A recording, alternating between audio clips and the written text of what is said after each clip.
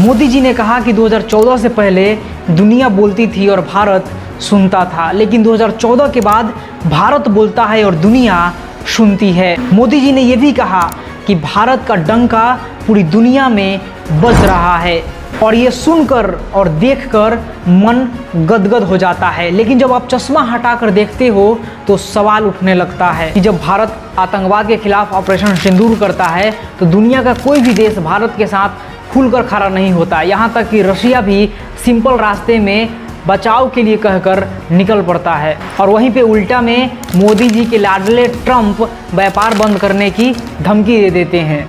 और इसी के साथ ट्रंप आतंकवाद की साजिश रचने वाले पाकिस्तान के आर्मी चीफ आसिम मुनीर को व्हाइट हाउस में बुलाकर डिनर करवाते हैं। और जब एप्पल कंपनी भारत में आकर मैन्युफैक्चरिंग प्लांट डालना चाहती है तो मोदी जी के प्यारे ट्रंप प्यारे दोस्त मना कर देता है और मोदी जी बिहार में आकर सिंदूर बचाने की बात करते हैं, लेकिन ट्रंप के सामने सरेंडर कर देते हैं। और यही ट्रंप नीति अपनाते हुए चाइना के ऊपर 145% टैरिफ लगाया, लेकिन चाइना ने सीज फायर नहीं किया बल्कि 60% टैरिफ लगाया, उसके बाद 125% और इसको भी बढ़ाकर 160% टैरिफ कर दिया, जहां पे अमेरिका की गर्मी शांत हो गई और दोनों ने आपस में मध्यस्थता कर लिया। और एक रियल उदाहरण देखिए, इजराइल ईरान वॉर में अमेरिका ने ईरान को डराने के लिए ईरान के 3 परमाणु जगहों पर हमला किया, लेकिन ईरान ने सीज फायर नहीं किया बल्कि ईरान ने जवाबी कार्रवाई में कतर में अमेरिकी बेस को उड़ा दिया।